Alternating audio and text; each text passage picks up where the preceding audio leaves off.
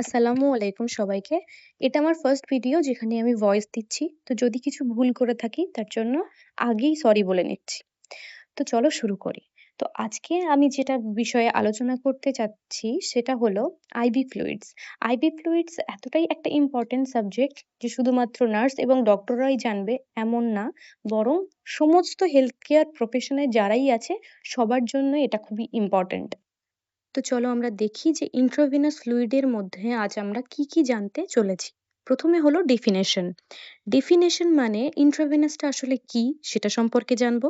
Second হলো types, যে এটা কত প্রকার এবং কি কি, এবং ইউজেস হলো যে আমরা কখন এটা কোন ক্ষেত্রে ইউজ করব, এবং কম্পোনেন্ট বা কম্পোজিশন, কোন কোন ইনগ্রিডিয়েন্ট মিলে কোন ফ্লুইড তৈরি হয়েছে সেটা সম্পর্কে জানবো। ফিফথ অ্যান্ড লাস্ট হলো কন্ট্রাইন্ডিকেশন, যেখানে আমরা জানবো যে কোন ক্ষেত্রে কোন ফ্লুইড আমরা ইউজ করতে পারবো না। তাহলে আইভি ফ্লুইডটা কি? আইভি ফ্লুইড হচ্ছে ডাইরেক্ট ভেনের মধ্যে দিয়ে ফ্লুইডটাকে বডিতে প্রবেশ করানো। তারপর হচ্ছে টাইপস অফ আইভি ফ্লুইডস। প্রথম এনএস, মানে যেটাকে নর্মাল স্যালাইন হিসাবে জানি। তারপর ডিএনএস। ডিএনএস হলো ডেক্সট্রোজ নরমাল স্যালাইন। তারপর আরএল, রিঙ্গার্স ল্যাকটেড সলিউশন বা স্যালাইন। তারপর ডি5, ডি10, ডি25 সলিউশন। আর লাস্ট হলো ম্যানিটল সলিউশন। তো প্রথমে আমরা এনএস বা নরমাল স্যালাইন সম্পর্কে জানবো। তো এখানে কম্পোজিশন কি আছে? 0.9% NaCl, যেটাকে সোডিয়াম ক্লোরাইড হিসেবে জানি, যেটা আসলে সল্ট। ইচ বটলে 0.9% থাকে। কিভাবে? যেমন 100 ml NSএও 0.9%, 500 ml এও 0.9% এবং 1000 ml এও 0.9%। এবং ইউজেস কি কি আছে তাহলে? এর ইউজেস হচ্ছে ডিহাইড্রেশনে।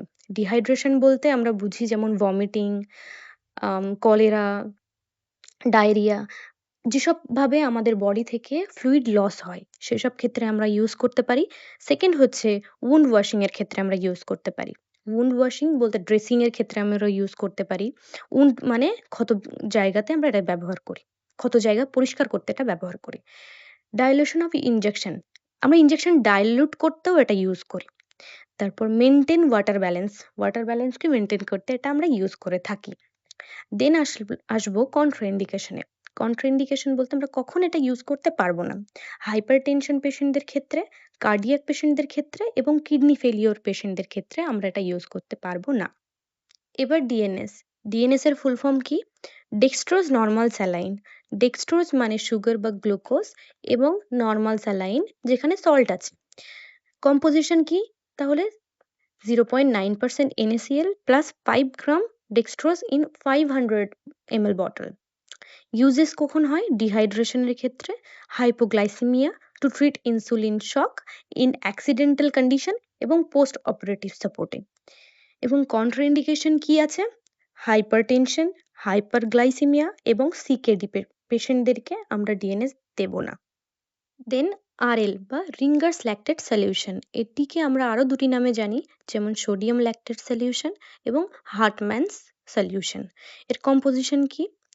এটা একটি সলিউশন যেখানে sodium lactate as a main ingredient হিসেবে ব্যবহার হয় এবং তার সাথে সোডিয়াম, পটাশিয়াম এবং ক্যালসিয়ামও আছে।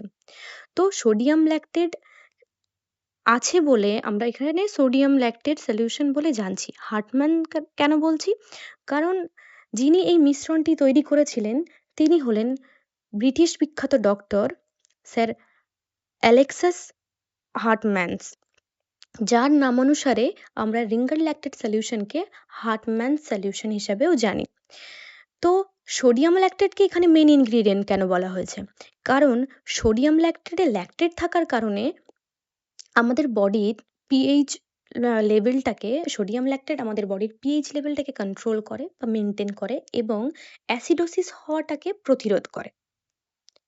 ইউজেস: ডিহাইড্রেশনের ক্ষেত্রে, ইলেকট্রোলাইট ইমব্যালেন্সে, during the surgery, burning condition এবং হাইপোটেনশনে আমরা আরএল ইউজ করি।